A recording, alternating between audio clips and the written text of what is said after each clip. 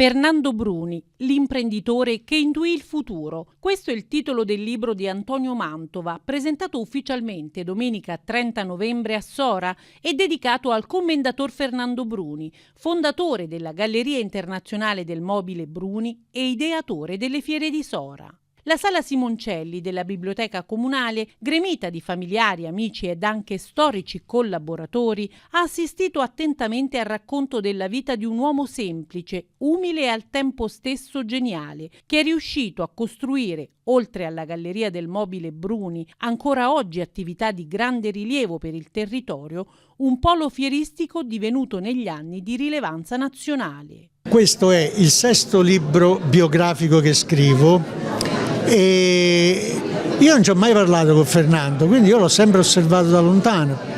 e che mi ha affascinato questo fatto, sto tizio che fa un salto nel buio nel 76, sto parlando del 76, sono 50 anni,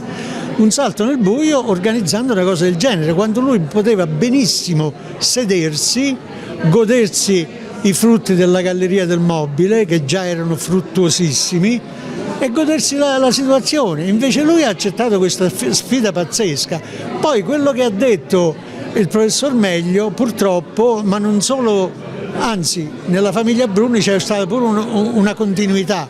ma in tante imprese, in tante famiglie la seconda generazione non ha risposto, probabilmente perché non aveva quegli stimoli. Tutto qua. Dopo il saluto dell'autore del libro è intervenuta la vice sindaco Maria Paola Gemmiti, che ha ringraziato a nome dell'amministrazione comunale Antonio Mantova per il suo prezioso lavoro. È un momento importante per la nostra città, sono onorata questa sera di portare i saluti dell'amministrazione. È un momento speciale intanto perché sono qui con Antonio, che in qualche modo è la memoria storica, no? Grazie per questo tuo lavoro, per quanto lavori per la nostra città, per lasciare i segni delle cose belle e importanti che sono state fatte e che vengono ancora costruite. E questo è importantissimo, tu sei un uomo generoso, per questo e di questo io ti ringrazio. Il professor Lucio Meglio, storico del territorio, che ha contestualizzato la figura di Fernando Bruni nel periodo storico, evidenziando come la sua dinamicità, già a soli 17 anni dopo il conseguimento del titolo di avviamento elettronico, costruì una radio a galena e poi il suo intuito lo ha spinto a creare nel periodo del boom economico non solo un negozio di mobili per arredare la sua città, ma un punto di riferimento per le regioni circostanti, investendo nella pubblicità e poi a fondare, grazie a quella sua voglia creativa, nel 1976 la Fiera di Sora. Fernando quindi decide di entrare, di far entrare dentro le case dei sorani, dopo la televisione e la radio, anche i mobili, di arredarle, così lo descrive in maniera molto bella. Tonino dice romanzata, io invece mi piace pensare che sia proprio un racconto veritiero più che romanzo, che Fernando con il suo negozio inizia ad arredare le case dei sorani di questo boom economico che stava caratterizzando la nostra città. A raccontare Fernando Bruni, Enzo Di Stefano, già sindaco di Sora, che dal libro ha tratteggiato Fernando Bruni come un imprenditore illuminato e come uomo che con semplicità ed umanità è riuscito a fare grandi cose non solo per lui e la sua famiglia, ma per l'intero territorio. La figura di Fernando Bruni emerge come un pilastro su cui si è costruito un pezzo della storia economica e sociale della città di Sora. Un illuminato, potremmo dire, che ha saputo vedere opportunità